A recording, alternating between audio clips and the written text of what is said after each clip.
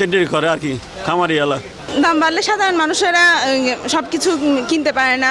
চট্টগ্রামের ডিমের বাজারে অস্থিরতা, মুরগির দামও বাড়তি সংকটের অজুহাত দিয়ে সিন্ডিকেট করে রেকর্ড দামে মুরগি ডিম বিক্রি করছেন বিক্রেতারা।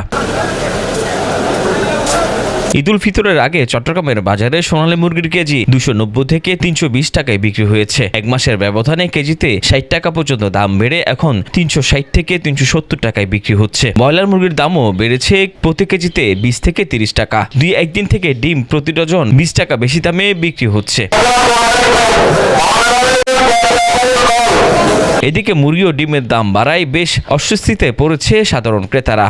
তারা বলছেন, দ্রব্যমূল্য ঊর্ধ্বগতি এই বাজারে নির্ময়ের মানুষের প্রাণীজ আমিষের উৎস ব্রয়লার মুরগির দামও হাতের নাগালের বাইরে চলে যাচ্ছে। সংকটের অজুহাত দিয়ে সিন্ডিকেট করে রেকর্ডের দামে ডিম ও মুরগি বিক্রি করছেন বিক্রেতারা। দ্রব্যমূল্য বৃদ্ধি এটা তো কারোর জন্য ভালো না। তো আমরা যারা সাধারণ মানুষ, আমাদের জন্য এটা অনেক বেশি কষ্টকর হয়ে যায়। দেখা যায় যে ধরেন ছোটোখাটো পরিবারে যাদের পুষ্টির চাহিদা পূরণ করতে পারে না মা বাবারা, কারণ বর্তমান সময়ে শুধু যে কাঁচা বাজারের দাম বাড়ছে তা না, সব কিছুরই দাম বাড়তি। তো এক্ষেত্রে জনজীবন আসলে যাপন করা আসলে অনেক বেশি কঠিন হয়ে যাচ্ছে, বুঝছেন। এটা হচ্ছে যে মোটামুটি সবার ক্রয়সীমার মধ্যে থাকলে সবার জন্যই সুবিধা।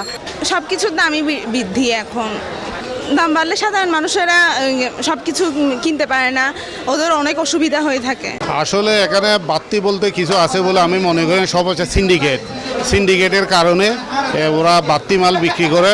কারণ দেখা যায় যে রমজানের সময় এক ধরনের বাজার ছিল, এখন হঠাৎ করে প্রত্যেকটা বাজার মাছ থেকে শুরু করে সবজি পর্যন্ত সব কিছু বাড়তি রেটে বিক্রি করতেছে। কারণটা হচ্ছে সিন্ডিকেট এরা আগের থেকে মালকে স্টক করে রাখে এবং নির্দিষ্ট একটা সময় করে তারা একযোগে মালগুলা ছাড়ে বাড়তি রেটে। যেমন আলুর বাজার ধরেন, আলুর বাজার রমজানে কম ছিল, এখন 50 টাকা করে 55 টাকা করে আলু বিক্রি হচ্ছে। এটা সিন্ডিকেট করে এরা কোল্ড স্টোরে আলু রেখে দিছে, এখন আস্তে আস্তে বাড়তি রেটে আলু ছাড়তেছে। এভাবে প্রত্যেকটা বাজার দরকে সিন্ডিকেটে নুরেদের নিয়ন্ত্রণে নিয়ে গেছে।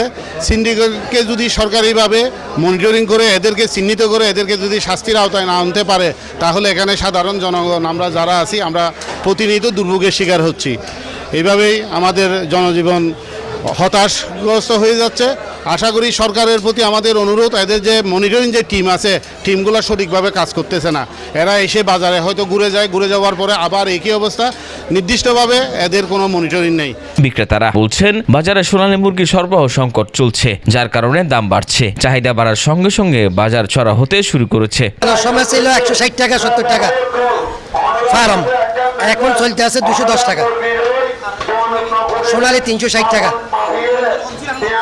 রমজানে ছিল 280 টাকা 300 টাকা, এখন ছিল 360 টাকা। মাল আসতেছে না, মালের চাহিদা কম। যে গরম পড়ছে, গরমে মাল নষ্ট বেশি হয়ে গেছে।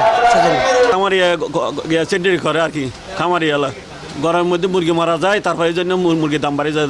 এই যেগুলো সবগুলো সিন্ডিকেট সবগুলো বাড়া ফেলাই এরকম।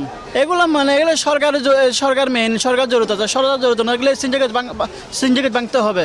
সিন্ডিকেট না ভাঙলে যেমন দাম কমবে না। এখন আমরা ডজন 130 টাকা বেচতেছি, ফেকের ব্যবসায়ী কুচার 135-40 টাকা বেচবে। চট্টগ্রামে বিভিন্ন বাজার ঘুরে দেখা গেছে, বাজারের ক্রেতাদের উপস্থিতি স্বাভাবিকের সময়ের তুলনায় কিছুটা কম। দ্রব্যমূল্য নিয়ন্ত্রণ ও সিন্ডিকেট ভেঙে দিতে প্রশাসনের সহযোগিতা কামনা করেছেন ক্রেতারা। Desk report 24।